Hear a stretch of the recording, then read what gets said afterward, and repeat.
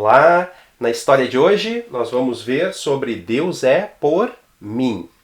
Depois que nós nos convertemos, quando nós entregamos a nossa vida para Jesus, nós passamos a experimentar algo maravilhoso. O Deus que criou todas as coisas, ele se torna meu amigo, meu companheiro, meu pai. E é esse o tema da lição de hoje. Deus é por mim.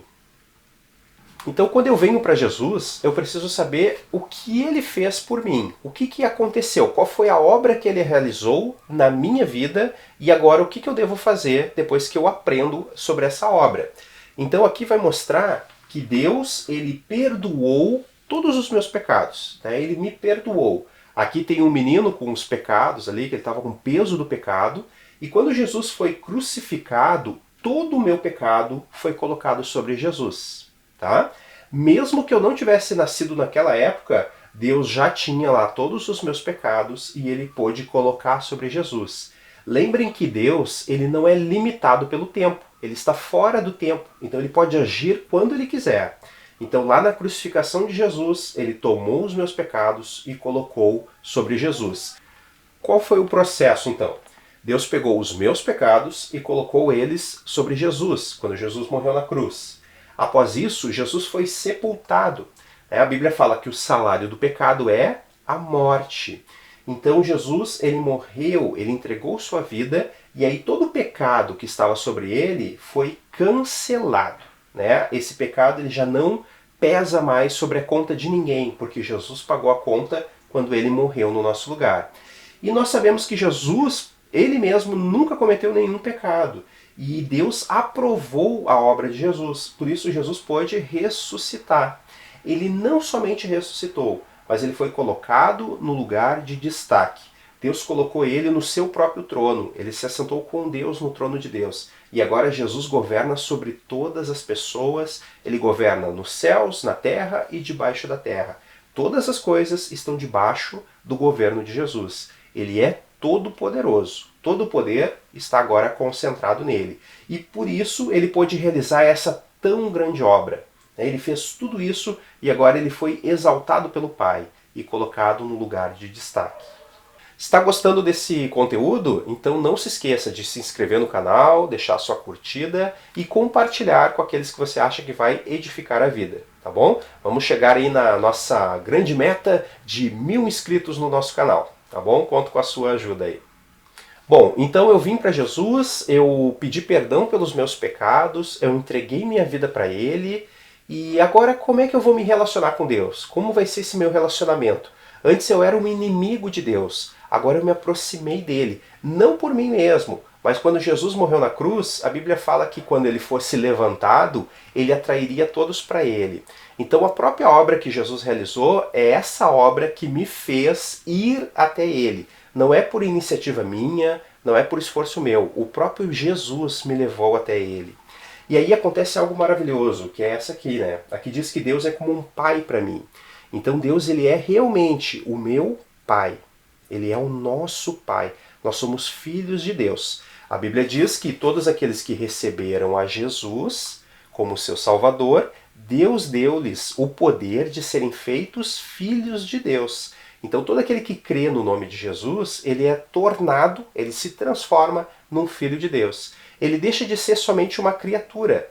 Antes nós éramos criaturas porque fomos criados por Deus. Mas agora nós somos filhos amados de Deus.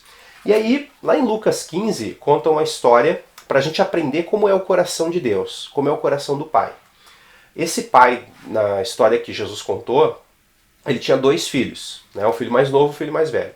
O filho mais novo um dia pediu todos os bens, pediu a parte dele da herança.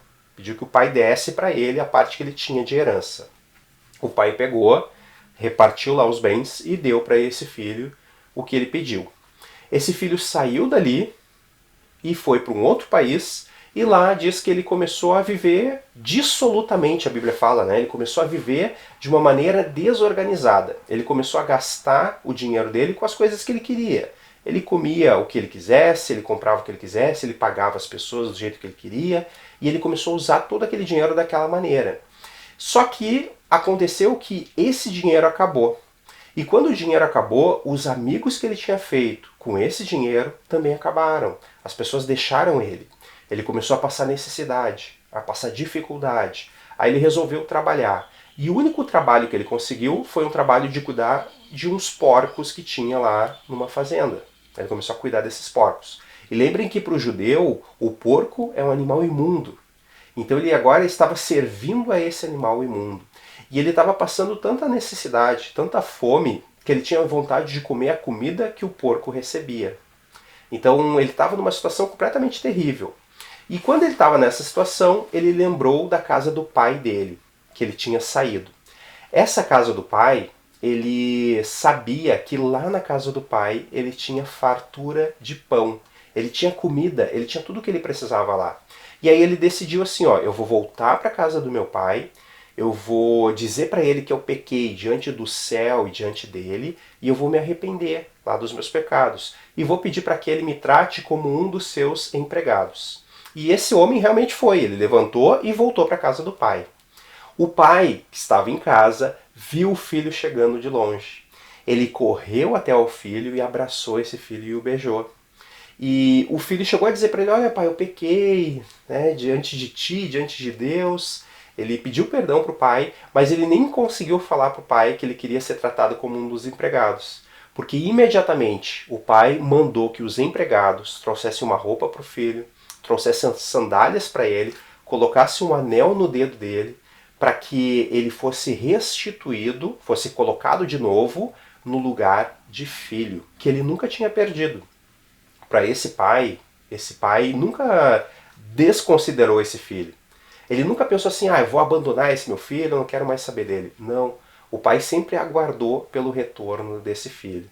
E depois, quando o pai está conversando com outro irmão, o pai diz que esse filho estava perdido e foi achado. Estava morto e reviveu. Então o coração de Deus é esse. Um coração que nos ama, que quer sempre o nosso bem, quer sempre o nosso melhor. Então por isso nós podemos saber que Deus, ele é o nosso Pai. E aqui diz que Deus nos ama. Então eu preciso saber que eu sou amado por Deus.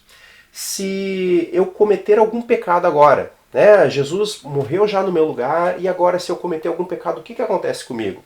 A Bíblia fala que se nós confessarmos os nossos pecados, né, para Deus, ele é fiel e justo para nos purificar, ele vai nos perdoar os pecados e nos purificar de toda injustiça.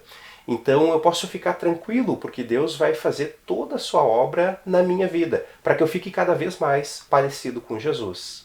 Então mesmo que eu peque, eu tenho um lugar de arrependimento em Deus. Só que é claro que Ele não quer que eu viva pecando. Eu pequei, errei contra Deus, eu devo me entristecer, pedir perdão e deixar de fazer aquele pecado.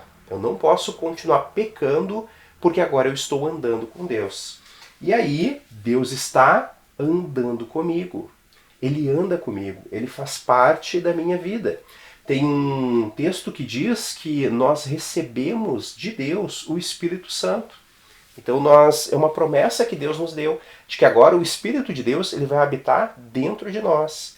E Jesus disse que quando o Espírito de Deus habita em nós, o próprio Jesus e o Pai vêm também habitar em nós. Como que eu vou continuar pecando se agora o próprio Deus habita na minha vida? E nós sabemos que Deus é santo, santo, santo. Ele é sem pecado. E é somente com a ajuda dele, é somente quando ele habita dentro de mim que eu vou conseguir parar de pecar. Se tu tem dificuldade com o pecado, tu pode pedir a Deus para que Deus te ajude a vencer o pecado. Se tu tem dificuldade com a mentira, pede ajuda a Deus. Deus vai te dar sabedoria, ele vai te dar tudo o que é necessário para que tu deixe de mentir e passe agora a falar a verdade. Ou se tu é uma pessoa que te irrita facilmente, que briga com as pessoas, tu pode pedir ajuda a Deus e Deus vai te ajudar a ser livre de todas essas coisas. O nosso versículo para decorar é Romanos 8:31, que diz que se Deus é por nós, quem será contra nós? Olha que versículo tremendo. Se Deus é por nós, quem será contra nós? Romanos 8:31.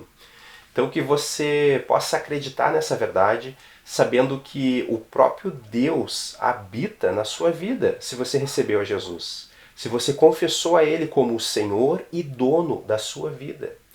Se você fez isso, Ele está habitando em você. Se você não fez, você pode fazer agora. Você pode orar, entregar a sua vida para Jesus e Ele vai passar a habitar em você.